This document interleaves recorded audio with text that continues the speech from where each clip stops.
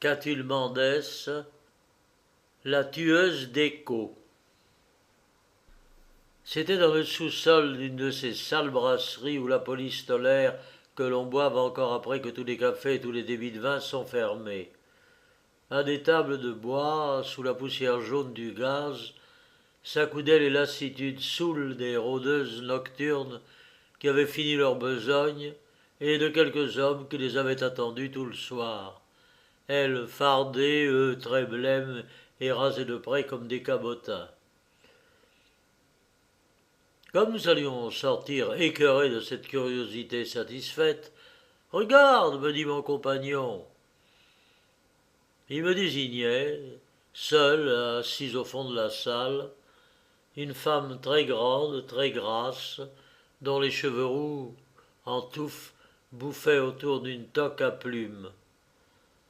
Plus lasse que vieille, et la gorge tombant dans la soie lâche du corsage, elle avait dû être belle. Elle l'était encore par la blancheur laiteuse de sa peau, par ses larges yeux noirs, au profond, fixes, où l'hébétude s'animait quelquefois d'un reste de pensée. Une fille, certainement, comme ses voisines. On voyait de la crotte de trottoir au bas de son jupon, à la semelle de ses bottines, mais énorme et pesamment assise avec l'air d'une colossale idole, elle semblait, cette créature, le type exagéré, la personnification presque grandiose de toute une espèce. Étonnés, nous approchâmes. D'une voix enrouée, très forte, qui domina tout le chuchotement des conversations à voix basse, elle nous demanda de lui payer à boire. Elle se fit servir 4 verres de genièvre qu'elle versa dans une chope d'où restait de la bière et vida la chope d'un seul trait. Puis elle se mit à chanter le refrain d'une chanson de café-concert. Ce fut un râle rauque gras avec des traitements faubouriens, un geignement étrange d'ivrogne. À la bonne heure, dit-elle en éclatant de rire. Puis, familière, elle nous parla. Il n'y a pas une pour boire autant que moi. Une bouteille d'eau de vie après 12 bocs ne me fait pas peur, et je me grille jamais. Je connais des femmes qu'on ramasse tous les jours, soit ivres au coin des rues, mais moi je marche plus droit quand je sors de chez le marchand de poivre. La boisson, ça me leste. Mais il faut pas croire que je boive pour mon plaisir. Ah, bien oui. J'aime pas la bière, ni l'absinthe, ni la gomme. Il y a des moments où je donnerais je ne sais quoi pour avaler un verre d'eau pure, bien clair, qui me caresserait la gorge et me mettrait de la fraîcheur dans l'estomac. Et si je bois, c'est pas non plus pour être amusante. Je fais mon métier tout juste. Je donne ce qu'on m'achète, ou pas autre chose. Est-ce que je suis obligé d'être de bonne humeur, d'avoir des mots drôles, de faire rire les gens par-dessus le marché? Il manquerait plus que ça. Ils croient peut-être qu'ils m'amusent, eux. Non, si j'ai pris l'habitude de m'enfourrer jusque-là de l'alcool à 3 sous le verre, c'est pour une autre raison. Et ça ne regarde personne. Elle parlait bas maintenant, comme pleine d'une pensée triste, et détournée à demi, elle prit sa tête entre ses larges mains grasses, la fit pencher à droite, la fit pencher à gauche, berçant son front comme on berce un enfant malade. Bien que nous ne l'eussions pas interrogée, elle continua sans nous regarder.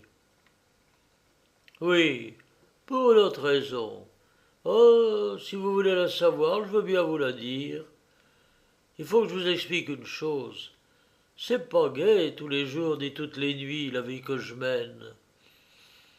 Patauger dans la boue de 9 heures du soir à 2 heures du matin, parler aux gens qui rentrent chez eux, être rudoyé de coude quand les passants sont de mauvaise humeur, retirer son corset dans une chambre d'hôtel garnie où il n'y a pas toujours du feu, redescendre l'escalier et recommencer la promenade sous la pluie.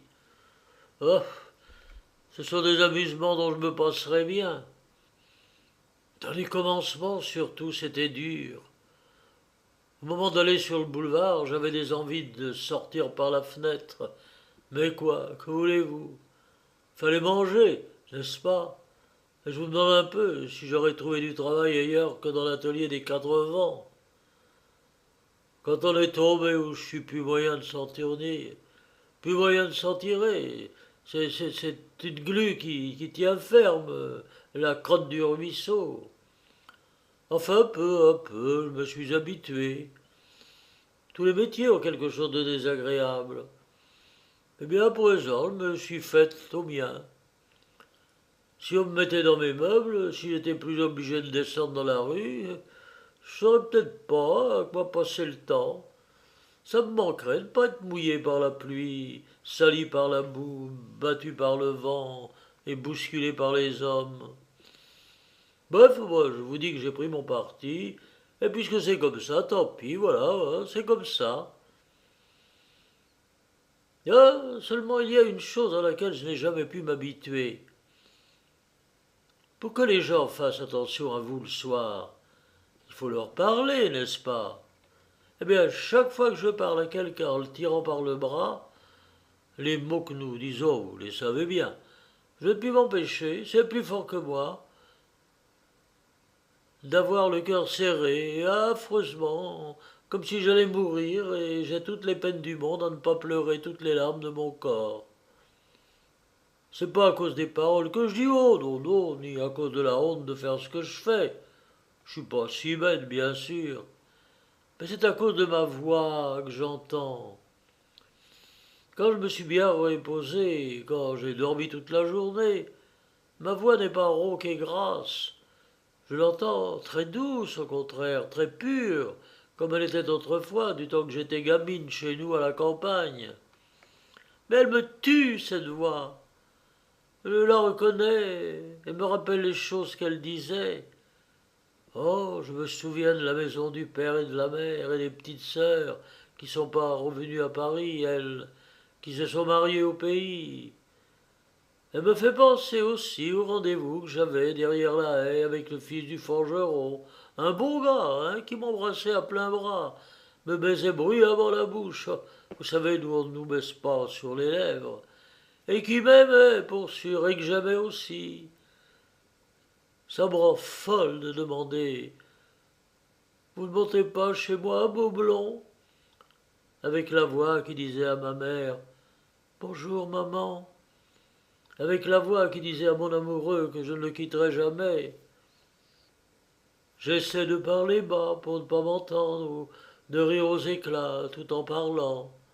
Ça sert à rien. Je la reconnais toujours, la voix d'autrefois. Et je me cache la tête entre les mains et je ne prononce plus un mot. Et je m'en vais avec la peur d'être suivi, d'être obligé de répondre à l'homme qui me suivrait. Dans un sanglot, ses grands yeux pleins de larmes, la triste fille se tut. Autour de nous, on ne prenait point garde à ce désespoir. Sans doute on pensait qu'elle était ivre. Et elle ajouta lentement: voilà pourquoi je bois autant que je puis. L'absinthe en roue, le genièvre aussi.